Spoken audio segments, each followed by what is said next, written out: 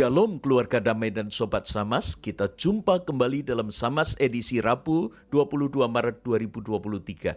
Mari kita bersama merendahkan hati di dalam doa memohon pimpinan Roh Kudus. Ya Allah yang penuh kasih, kami sungguh bersyukur karena Engkau menyatakan karya-Mu di dalam kehidupan kami.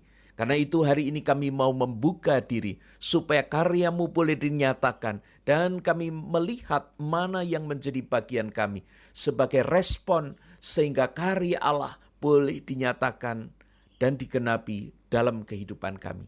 Dalam nama Tuhan Yesus kami berdoa, amin.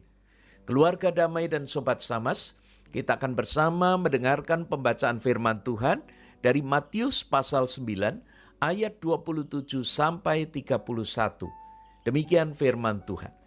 Ketika Yesus meneruskan perjalanannya dari sana, dua orang buta mengikutinya sambil berseru-seru dan berkata, "Kasihanilah kami, hai anak Daud." Setelah Yesus masuk ke dalam sebuah rumah, datanglah kedua orang buta itu kepadanya, dan Yesus berkata kepada mereka, "Percayakah kamu bahwa aku dapat melakukannya?" Mereka menjawab, "Ya Tuhan, kami percaya." Lalu Yesus menjamah mata mereka sambil berkata, "Jadilah kepadamu menurut imanmu." Maka meleklah mata mereka, dan Yesus pun dengan tegas berpesan kepada mereka, katanya, "Jagalah supaya jangan seorang pun mengetahui hal ini." Tetapi mereka keluar dan memasyurkan dia ke seluruh daerah itu. Keluarga damai dan sobat Samas yang dikasihi Tuhan, tema panduan penggenapan karya Allah mau mengajak kita untuk melihat bahwa Allah memulai karyanya dengan melawat hati manusia agar dia tergerak lalu membuka diri terhadap karya Allah. Mengapa demikian? Karena manusia tidak secara otomatis tahu lalu segera merespon apa sebenarnya karya Allah bagi hidupnya. Dan karya Allah itu tidak terbatas pada pertolongan pertama saja, melainkan terus berkesinambungan, berawal dari dalam diri seseorang, hingga ia dipakai untuk menjadi saluran berkat bagi sesamanya. Hari ini kita akan merenungkan tiga hal. Yang pertama adalah tentang kepedulian Allah. Lalu yang kedua, bagaimana kesediaan kita.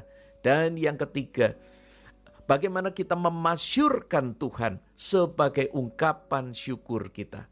Mari kita melihat bagian yang pertama, yaitu kepedulian Allah. Keluarga damai dan sobat Samas, kedua orang buta itu memanggil Tuhan Yesus dengan sebutan anak Daud. Panggilan ini tidak bisa begitu saja disamakan dengan sekedar kita memanggil nama atau panggilan umum, Bapak, Saudara, atau panggilan guru.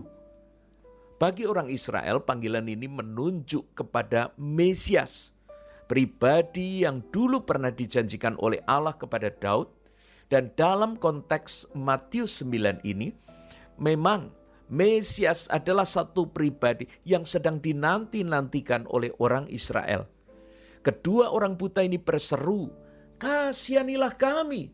Seruan ini bukanlah permintaan bantuan finansial atau sekedar belas kasih agar diberi sesuatu, namun kesembuhan atas kebutaan yang mereka alami. Itulah sebabnya ketika Yesus bertanya, "Percayakah kamu bahwa aku dapat melakukannya?" Mereka segera menjawab, "Ya Tuhan, kami percaya." Kalau mereka tidak tahu mengapa Yesus menanyakan itu atau tidak nyambung ini, maka tentu pembicaraan itu akan segera terhenti. Dalam kisah ini kita belajar satu hal penting, yaitu tentang kepedulian Allah. Allah tidak membiarkan kedua orang itu dalam kebutaannya, namun Dia menganugerahkan iman sehingga mereka bisa mengenali Yesus sebagai Mesias, dan mereka memanggil Yesus dengan sebutan anak Daud. Seringkali hal semacam ini lolos dari perhatian kita.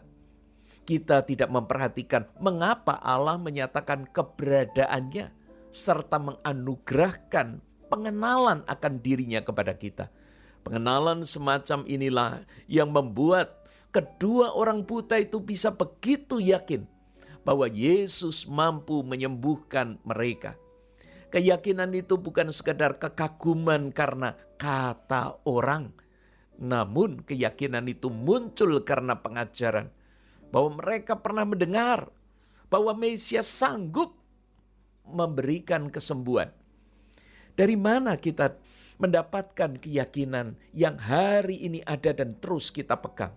Apakah kita sedang berada di dalam fanatisme buta atau sekedar mengikuti kata orang? Bahkan ada pula orang yang membangun keyakinannya berdasarkan sugesti atau asumsi diri sendiri. Keyakinan ini tidak kuat. Jika diteruskan kemudian akan menjadi tindakan nekat. Dan belum tentu hal itu akan terjadi. Kita harus senantiasa mengisi keyakinan kita dengan kebenaran karena firman Tuhan. Serta kemudian kita menghidupinya sebagai pengajaran yang membangun iman kita. Kepedulian Allah juga dinyatakan dengan dialog Yesus. Percayakah kamu bahwa aku dapat melakukannya? Allah tidak hanya mengisi pikiran dan hati kedua orang buta itu dengan keyakinan, namun juga melalui dialog dari Yesus. Dalam kehidupan kita hari ini, Allah bisa memakai orang-orang di sekitar kita untuk memandu kita, untuk memberi konfirmasi.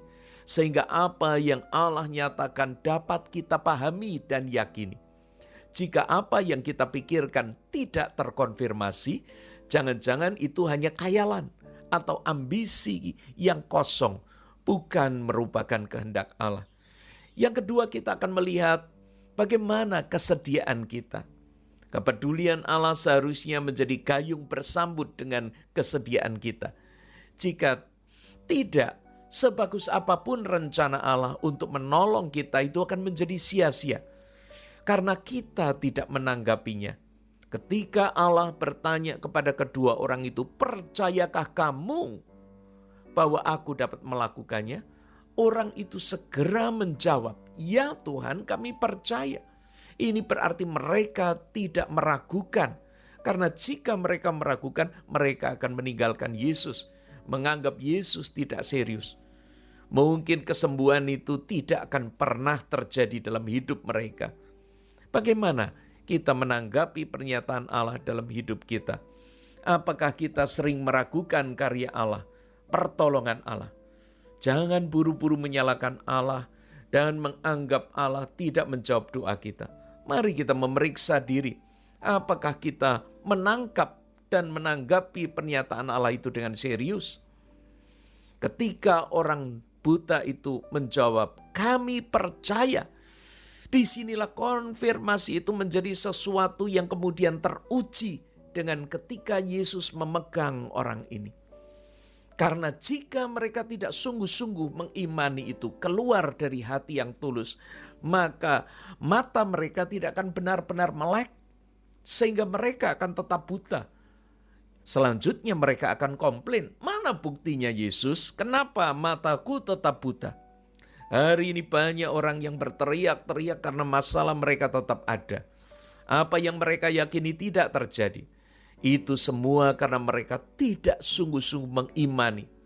Atau memang Allah belum pernah menjanjikan pertolongan itu bagi mereka.